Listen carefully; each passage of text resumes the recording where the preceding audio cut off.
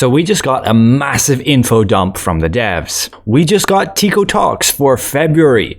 I did summarize it here across 3 pages and there's an absolute ton to go over. He begins by announcing what content will be available for us with the Talandre update, launching March the 6th. We get the new map, Adventure Exploration Codex, solo dungeons, with 2 bosses only for starting. Same with the 3-star dungeons, we only get 3 of them at the start. We can get to level 55, we do get tier 2 gear, we can grow our fishing and cooking to level 25, unlocking new recipes, and we can begin our new journey on the new mastery system and experiment with it. But that leaves out content coming for March the 13th, which is 2 more 3-star dungeons, 2 more bosses for solo dungeons, releasing Nebula Island and the new artifact system. So yes, they are drip feeding the content a bit, as again there are 5 3-star dungeons, Nebula Island, which will bring that new artifact system to get new stat boosts, and solo dungeons we've no info on yet, but that's a week after launch, March the 13th. The next thing is March the 27th, when we will actually get trait resonance. We will actually get purple runes, bringing season 2 of Trials and Arena. So yes, my assumption was correct. Dimensional Trials, the next season, will indeed be purple runes for us, with 2-star and 3-star dimensional trials of those dungeons. Trait resonance is basically adding a 4th trait to your gear. It is kind of random what you get and you can see the amount. You won't have to level it up. But more info on that later. And this expansion, they claim, will bring over 6 months of new content, so we probably won't get a big content update for 6 months after this. So maybe you don't want to rush it. And it brings a fresh set of milestones, which will probably differ from Korea, where they have this order. It all ends with the unlock of the 2 arch bosses. This is spread across about a month. Throughout, you unlock the new open world dungeons, field bosses, dynamic events, much like we had at the launch of the game. But then some more info on the field boss change. There will now be 3 portals. 1 will be peace, 1 will be faction, and 1 will be guild versus guild. The faction base is just like the dynamic events. You're on a team and you're going to be randomly matched against each other. But you do get to keep your pre-formed party. And there's a 96 player limit. Same with the peace fights. And guilds will just be 1v1. And you're going to have to join. You have to be 36 to 48 players. All of this happening at once, so you're going to have to choose what you partake in. And the goal is to not remove access to large-scale PvP fights, but they feel this is necessary. Now for arch bosses, it'll be a little bit different. Yes, you will still have the peace portal and the faction portal, but they will keep it as an open world war mode for the conflicts. And they will spawn 2 different arch bosses at the same time. Korea already has that with the tier 1 and tier 2 arch bosses. The next thing is gear acquisition and accessibility. They will be consolidating all our tokens, tier 1 tokens and tier 2 tokens. We saw this in the Korean patch notes yesterday. Basically, it removes the whole clutter here, but also allows them to change it so that we just have 2 currencies. 1 will be for tier 1 and 1 will be for tier 2. All our current currencies, because we play in tier 1, will just be tier 1 currency. So we will not be able to buy any tier 2 items with it. On Korea, as many of us have seen, you were able to spend, say, 2-star dungeon soul shards to buy tier 2 gear. This will not be happening for us. So having saved up all those soul shards was kind of pointless. You can freely go and spend them on unlock stones on gear to, say, unlock the lithograph rewards. They will also be adding it so you can get these tokens from the arena shop and the weekly missions, which means you'll be able to buy this gear by doing those activities, which is great. Next is a weekly mission rework. They will be changing this entire system. We saw a preview of that here on stream. Basically, it's standardizing it to what you might see in other games. You just complete your task, you get points, and it progresses on this bar at the top, and you'll be able to claim those weekly rewards, which will, be entirely different to what we have seen with our current system, which also means we get a lot more rewards, but not sure about, say, the random gear.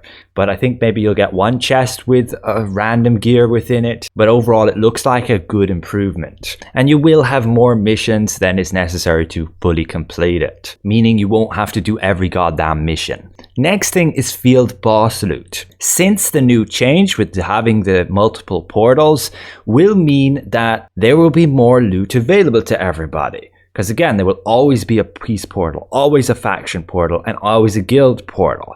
And so you will be having the players spread out a bit more, meaning there will be more loot for everybody, on top of having 2 arch bosses every time there is an arch boss event. And yeah, that's intended for that to happen to make the weapons a little more accessible. Then there will be a new gear swap system. This looks amazing. You will be able to use your gear as like an anchor. Basically, it's gonna save you from leveling up a lot of different gear items. For example, this Shadow Harvester helmet level 9, I can now unlock slots next to it when I put it into this system, and whenever I put a new helmet into that slot, this helmet will now be able to be equipped at also max level 9, saving you from needing to upgrade more gear items.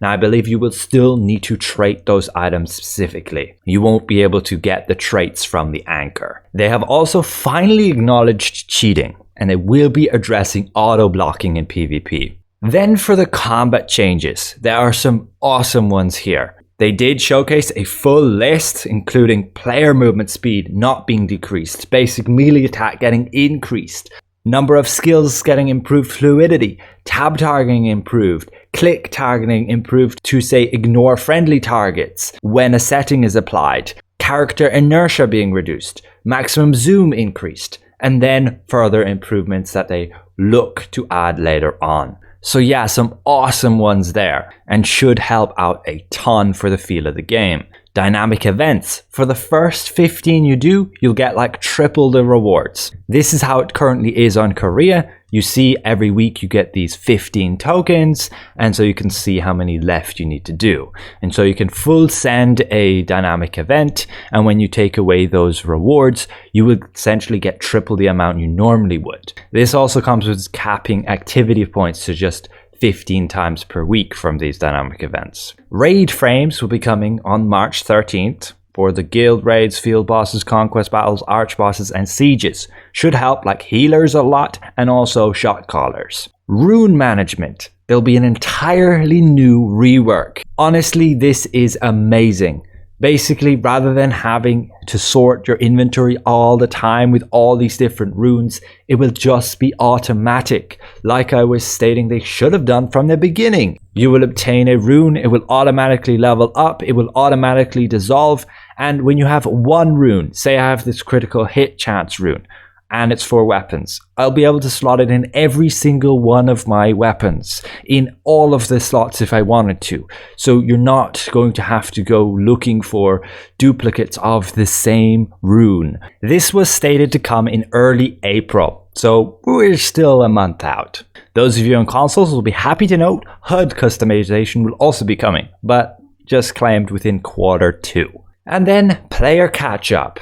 They will not be adding Hyperboost servers. They will be adding Tier 2 blue gear that we'll be able to obtain. Again, primarily for new players to catch up. Probably the equivalent of Tier 1 purple gear. And they've carefully balanced adventures and exploration codex, as they put it, so that you can essentially get a full set of like Tier 2 gear just by doing these tasks.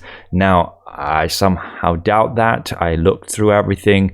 But yeah, you'll get most things, not accessories though. And they will be introducing daily login rewards and buffs for particularly new players. Korea already has like a lot of just daily rewards. You've check-in events which give you, say, these pouches which have a chance to give you good gear items. And they have like, for the amount of time you're playing the game, you'll also accumulate rewards. So we'll probably be seeing something like that too.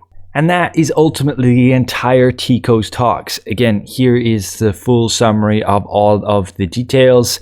And just be aware again, all your saved up Tier 1 and Tier 2 soul shards, they will be getting replaced, as they put it on the Korean patch notes, deleted and replaced by a new currency. And for us, we will get a tier 1 currency. And then moving forward into tier 2, you'll be able to obtain the tier 2 currency, which will allow you to spend it on obtaining tier 2 items. Basically, they've put a stop to the pre-stacking of resources to be able to get immediately a ton of tier 2 gear. Like, for example, if you saved up all these soul shards, if they pushed out a copy of Korea onto global, then you would be able to buy a ton of this tier 2 gear, getting a ton of traits early on already and nearly maxing out your character if you had saved up enough. They are putting a stop to that, and all of your tier 1 currencies that we have been able to accumulate will only be useful for tier 1 items. So that's pretty much sums up everything. Thanks all for watching, and we'll see you in the next one. Goodbye for now.